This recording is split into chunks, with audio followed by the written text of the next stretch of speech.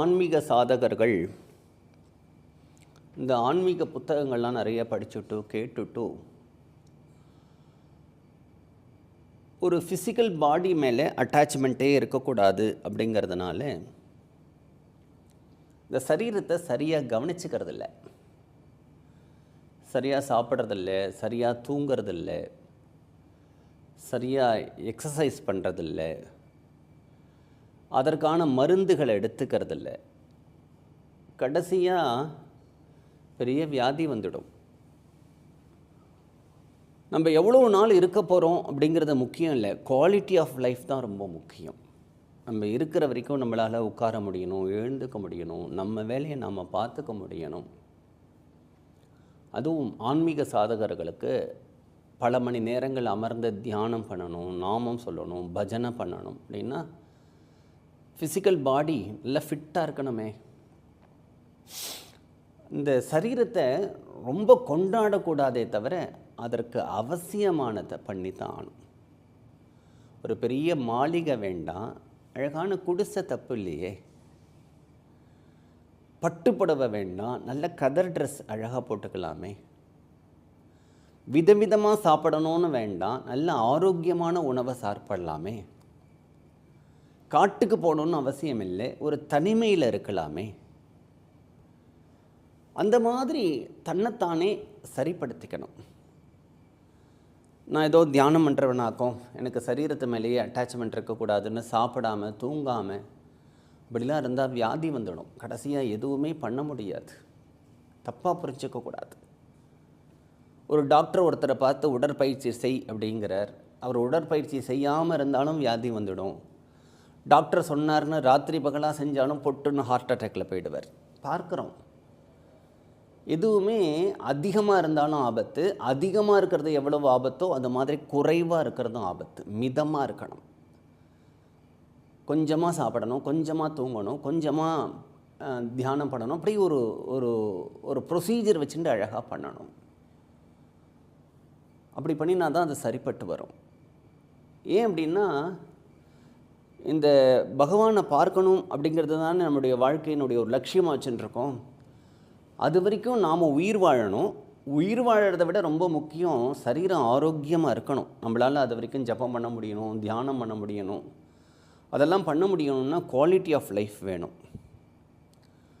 அப்போ உத்தவன்ட்ட பகவான் சொல்கிறார், உத்தவகீதையில் சொல்கிறார், இந்த சரீரத்தை தியானம் பண்ணுறவன் எப்படிலாம் காப்பாற்றிக்கலாம், எப்படி ரட்சிக்கணும், அந்த லட்சியத்தை அடையிற வரைக்கும் அப்படிங்கிறார்.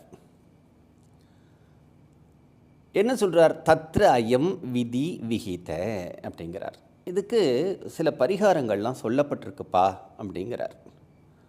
எதுக்கு? உபசர்கைஹி விகன்யேத. அவனுக்கு ரோகங்கள்லாம் வந்துடுத்துன்னா அந்த ரோகத்துக்கு என்னென்ன பரிகாரங்கள்லாம் பண்ணணும்னு சொல்லப்பட்டிருக்கு அப்படிங்கிறார். சில விதமான ரோகங்களை யோக தாரணையாக காமிச்சித்து, அவனுக்கு தெரியும் இல்லையா, அந்த யோகாபியாசம் பண்ணி அந்த பிராணாயாமத்தினால சில வியாதிகளை நீ போக்கிக்கலாம். ஆசனைகி, பத்மாசனமோ மயூராசனமோ குக்கூடாசனமோ அந்த மாதிரி சில ஆசனங்கள்னால நீ போக்கிக்கலாம். அப்புறம் சொல்கிறார் தாரணான்விதைஹி அப்படிங்கிறார். வாயு தாரணை அது யோகிகளுக்கே தெரியக்கூடியது. பிராணாயாம பலத்தினால அதை பண்ணிக்கலாம். ஸோ ஒரு வியாதிகளை, ஒரு செட் ஆஃப் வியாதிகளை பிராணாயாமம், ஆசனம் இவைகள்னால போக்கிக்கோ, பாடியை ஃபிட்டாக வச்சுக்கோ. ஒருத்தருக்கு ஏதோ பேய் பிடிச்சுடுத்தோ, பூதம் பிடிச்சுடுத்தோ, அந்த மாதிரிலாம் சிலது இருக்குது. அப்படின்னு இருக்கிறத என்ன சொல்கிறார்? மந்திரத்தினால போக்கிக்கோ. சிலதை தபஸ் பண்ணி போக்கிக்கோ.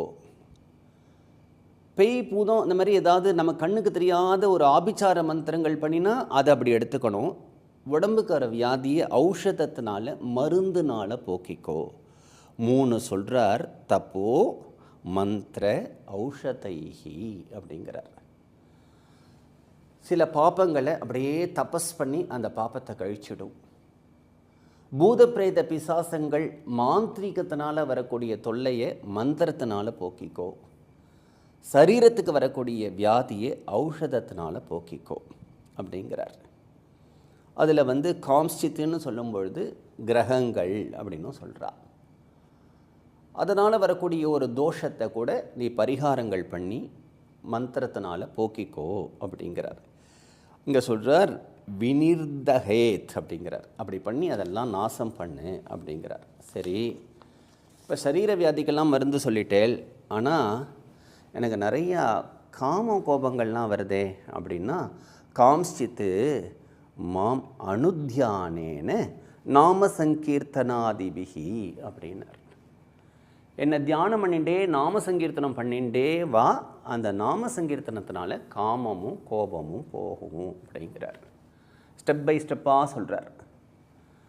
சில வியாதிகளை யோகாபியாசத்தினால போக்கிக்கோ, ஆசனங்கள்லாம் போட்டு போக்கிக்கோ. சிலதெல்லாம் பிராணாயாமத்தினால போக்கிக்கோ, சிலதை மந்திரங்கள்னால போக்கிக்கோ, சிலதை தபஸ் பண்ணி போக்கிக்கோ, சிலதை மருந்து சாப்பிட்டு போக்கிக்கோ. இதெல்லாம் சரீரத்தில். அப்புறம் மனசு சுத்தமாக இருக்கணுமே.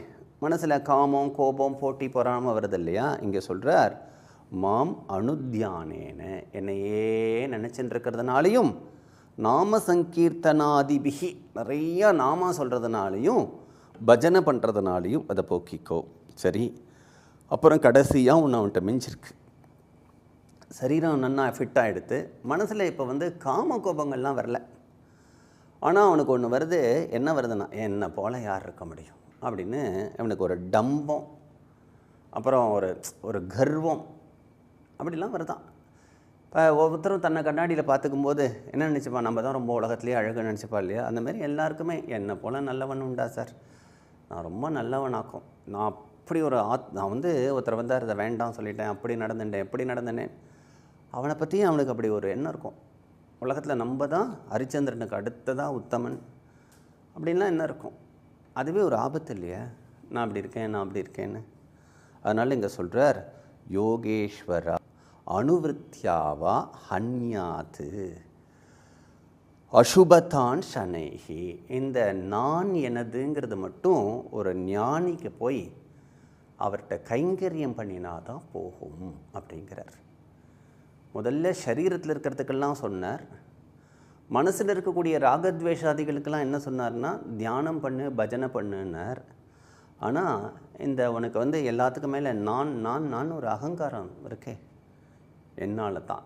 நம்ம வந்து நான் வந்து ரொம்ப நல்லவன் சார், நான் வந்து அடுத்தவன் பணத்துக்கு ஆசைப்பட மாட்டேன் சார், நான் வந்து யாருக்கும் கெடுதல் நினைக்க மாட்டேன் சார், நான் யாரையும் கெட்டவனாக நினைக்கவே மாட்டேன் சார், நான் அப்படி இருப்பேன் சார் அப்படின்னா நான் ஒன்று இருக்கேன். அப்போ இந்த நான்கு போகணுன்னா முதல்ல நீ என்ன நினைக்கணுன்னா, நான் இப்படி இருப்பேனா, இதெல்லாம் நான் முன்னாடி பிறந்ததுலேருந்து அப்படி இருக்கேன், இன்றைக்கி நான் இருக்கேன் அப்படின்னா என்னுடைய குரு எனக்கு அனுகிரகம் பண்ணியிருக்கார், அந்த அனுகிரகத்தினால நான் அப்படி இருக்கேன்னே தவிர இது என்னுடைய சொந்த சாமர்த்தியம் இல்லை அப்படின்னு நினைக்கணும். அப்போ வரணுன்னா என்ன பண்ணணும் அப்படின்னா ஒரு குருகிட்ட போகணும். அப்போ குரு என்ன பண்ணுவார்னா, சில சமயம் உங்கள்கிட்ட ரொம்ப ஹாப்பியாக நடந்துப்பார், சில சமயம் திட்டுவார். அவரோடு இருக்கிறது வந்து சில சமயம் சொர்க்கம் மாதிரி இருக்கும், சில சமயம் நரகம் மாதிரி இருக்கும். ஆனால் ஈஸ்வரன் தான் அந்த லீலையை அவர் மூலமாக பண்ணுறான். ஏன்னா ஒன்று திருத்தி கொண்டு வரத்துக்கு. அதனால் இங்கே யோகேஸ்வர அனுவிருத்தியாவா ஹன்யாத்து, அத்தகைய ஞானிகளுக்கு குருவுக்கு கைங்கரியம் பண்ணி அசுபதான் அப்படிங்கிறார். அதில் தான் அந்த டம்பம், அபிமானம், ஷனைகி அதுவும் ஒரு நாளில் போயிடாது, மெதுவாக போகும். அதனால் சரீரத்தில் வர வியாதி, மனசில் வரக்கூடிய காமக்ரோதாதிகள் ரெண்டுத்துக்கும் ஆதாரமாக இருக்கக்கூடிய நான் எனதுங்கிற அகங்காரம், இது எல்லாத்துக்குமே பகவான் இங்கே பரிகாரம் சொல்லிட்டார். அதனால் கடைசியாக பகவானை பார்த்து மோட்சம் போகிற வரைக்கும் இந்த சரீரத்தை ரொம்ப அப்படி வந்து பலமுள்ளவனாக இருக்கிறதுக்கு வச்சுக்கணும், ஆரோக்கியமாக வச்சுக்க வேண்டியது அவசியம்.